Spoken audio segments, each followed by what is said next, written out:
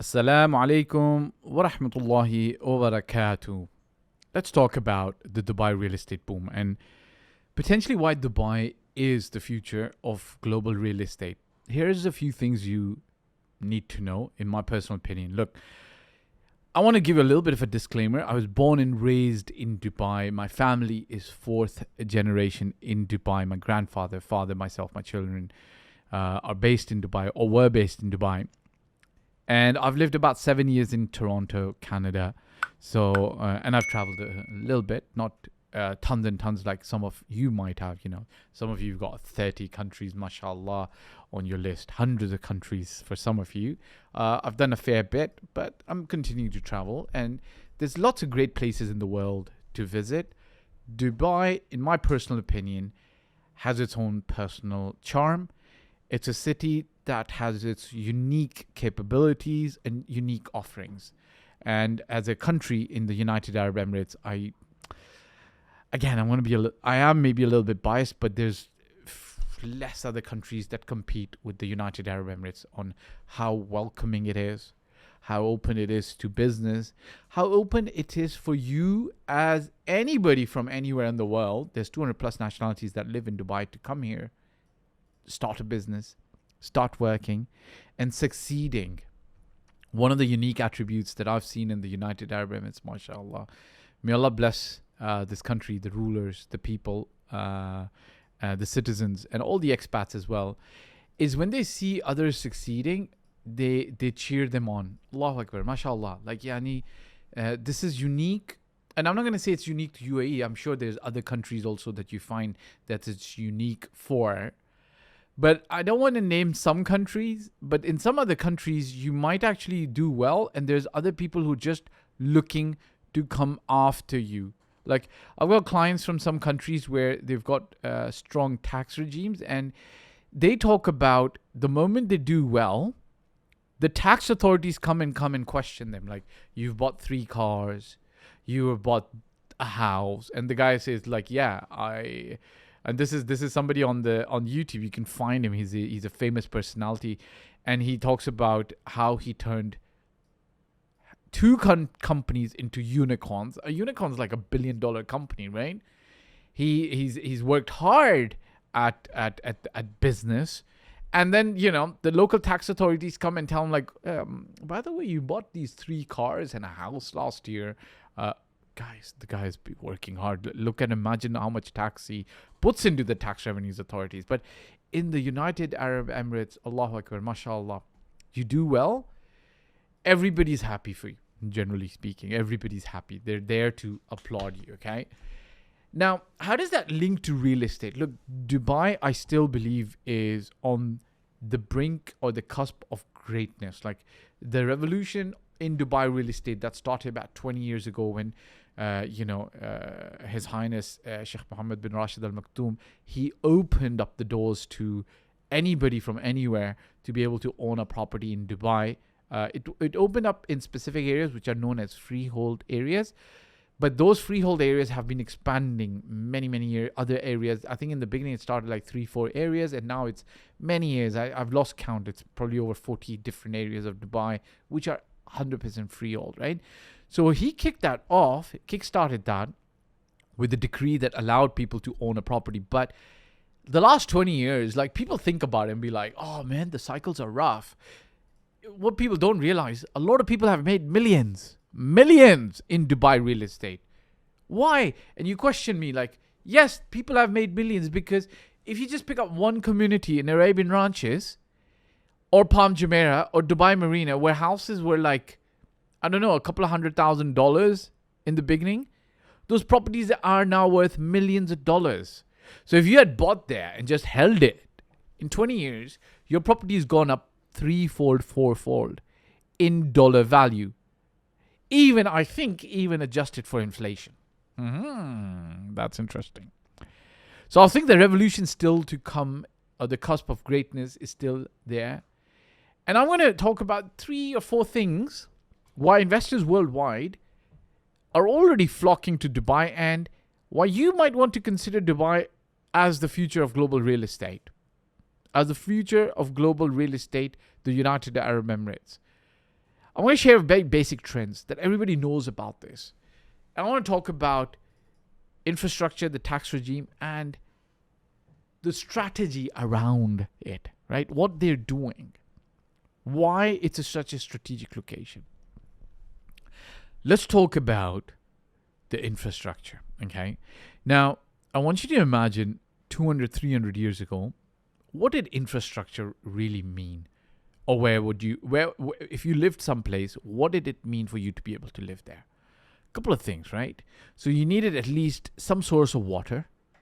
And if you're close to the river or the sea, then you would be able to travel to other places using the river, the sea, the ship, the boat, and so on and so forth.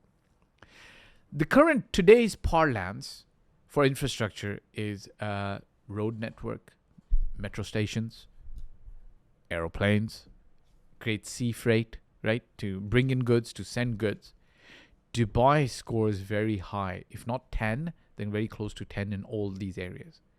Dubai is one of those early pioneers in the region to create an airline that challenged the given status quo of the world at that time. Like, when they launched Emirates with their first flight to Karachi back in 1986 or 1984,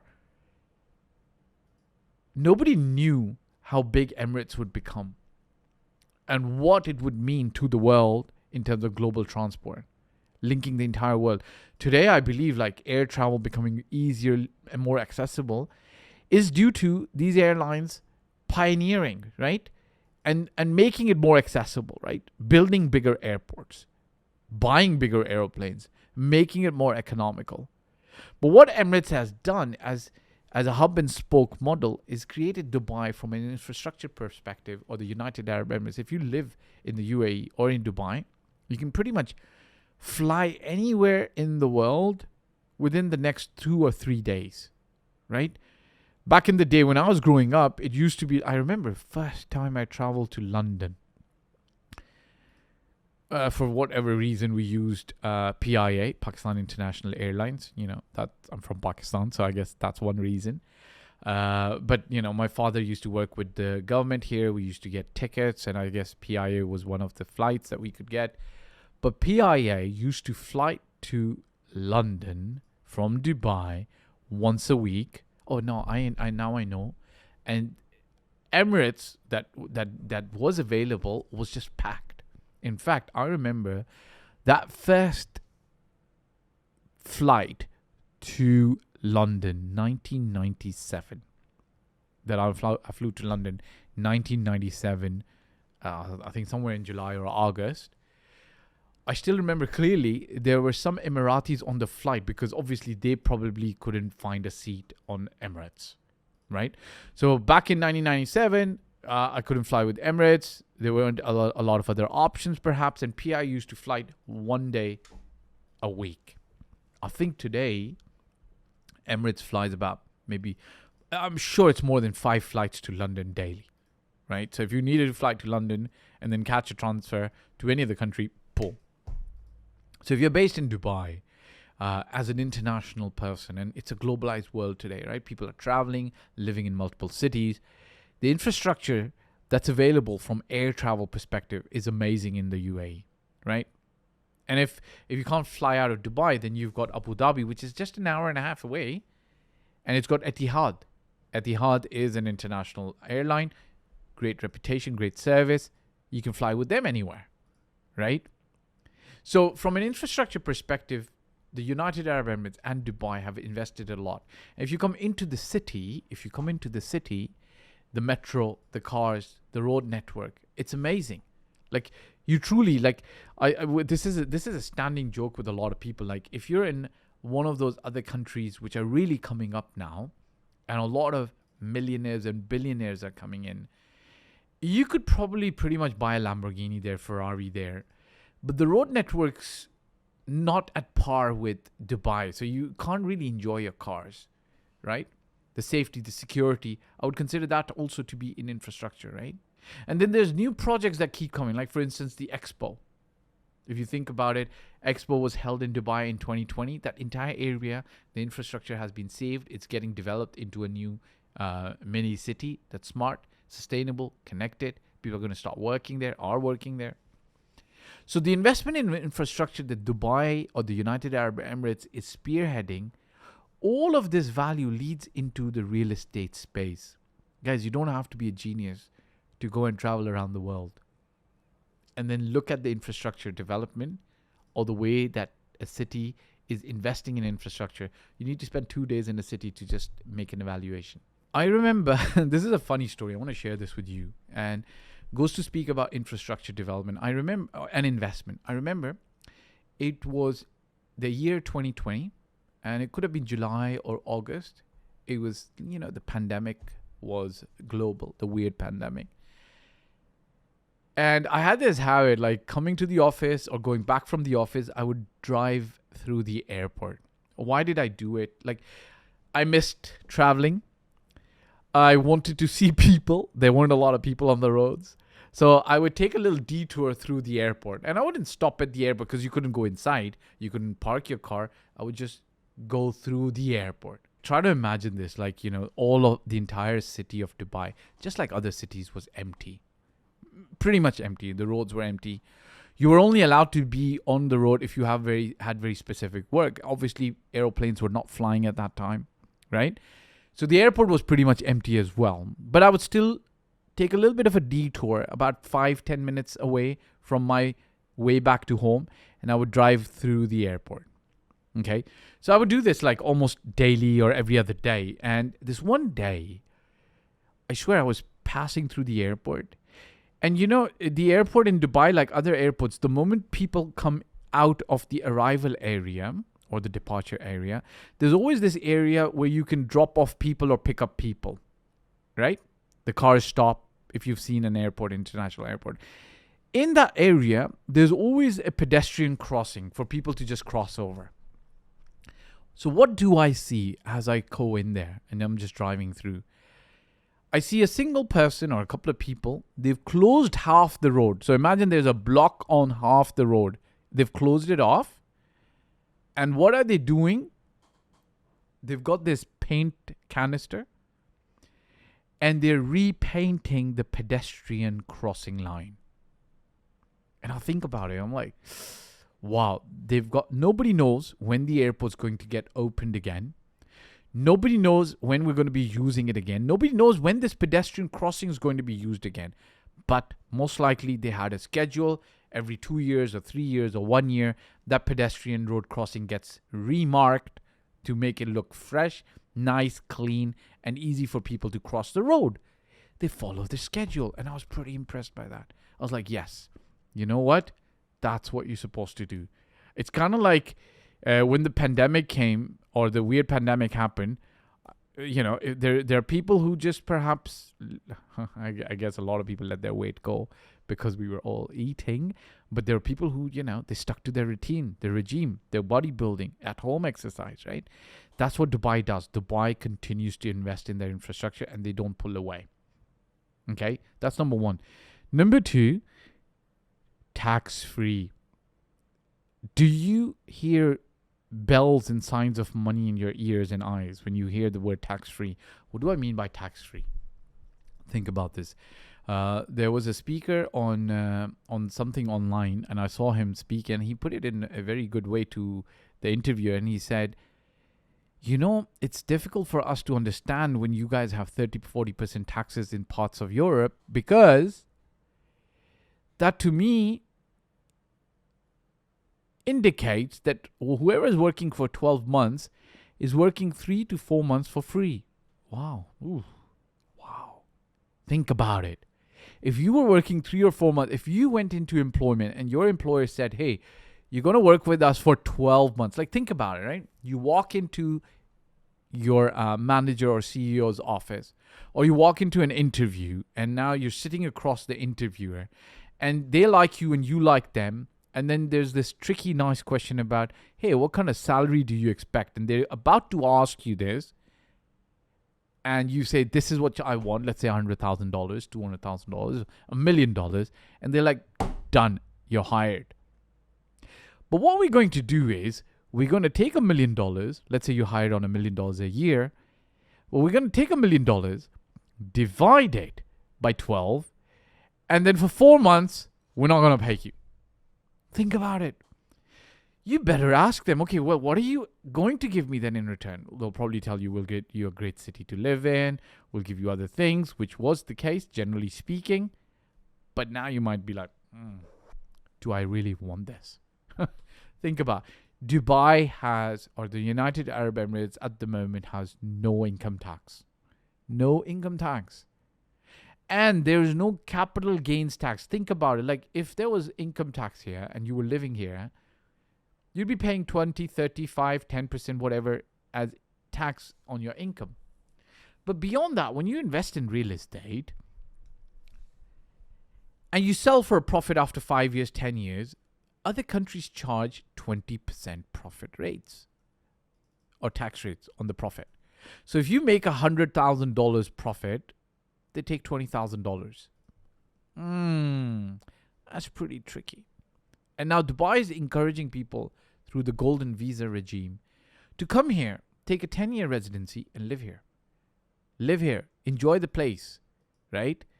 And then in the future, if they bring in other ways to actually make it more permanent, then you are already living here. You've created a life here. I was talking to I was getting some feedback from one of my investors and friends the other day, and I said, look, I hear that China is an amazing place in terms of infrastructure. And he said, yes, it's really very advanced, very developed, especially some of the cities. I think he mentioned Shanghai or Beijing. But then he went on to say, like, however, one key difference is that in China, a foreigner feels like a foreigner. Whereas in Dubai, even if you're not a citizen, you're a resident, you feel like you're home, right? And why do I say this? Like, look, my family's fourth generation here, number one. Number two, almost everybody has one common language, which is everybody speaks English. Number three, Dubai, United Arab Emirates is very welcoming. They want you to call this place home, right? They welcome you. Your kids can go home here. There's a lot of people who are now closing in on their age of retirements, and they continue to live in the UAE or Dubai to continue to call it home, and they want to retire here. Okay, so that's the difference. So some cities, some countries in the world might have even more advanced infrastructure, but can you call it home? Can you live there permanently? Right? Dubai, we've got those. Number three, Dubai has a very strategic location, okay? And it's a growing gateway to the rest of the world. Remember the Silk Route that was a trade route for many, many centuries? I think Dubai has established itself as that trade route of the 21st century or the 22nd century. It's got the world's busiest port that handles the largest container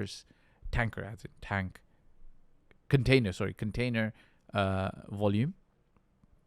And I think not only is it a gateway to Europe for trade, but it's also a gateway of cross-cultural exchange between people from the east to the west with their airline, with their infrastructure that's connected. So it's not just a business trade hub, but it's also a people hub. And I think it's getting better and better with the globalization, but also the internet making things easier. What we've seen is post the weird pandemic, things have been very different. Like pre-pandemic, where Instagram was not what it was, TikTok was not what it was. Post the pandemic, like a lot of people around the globe, they might not have ever visited Dubai, but I feel like they feel like they're living in Dubai because of the way Instagram influencers have come to Dubai, have put Dubai's brand out there to the world to say, hey, listen, great place, come enjoy, live life in safety, security, and grow together. So I think Dubai, as a future of global real estate, the revolution is yet to really take off. There's world-class infrastructure already in place. It's a tax-free environment. And it's a strategic location, which is a gateway to Europe. And I could talk about 10 other things that you might want to consider, but this is food for thought. Perhaps you agree, you disagree. Put it in the comment section. I'd love to hear from you. I'd love you to like, share, and subscribe if this has made sense, if you've enjoyed. We are on Spotify as well, start following us. And then tell me, what's your opinion? You can disagree with me if you like, but make the argument. Until next time, bye for now.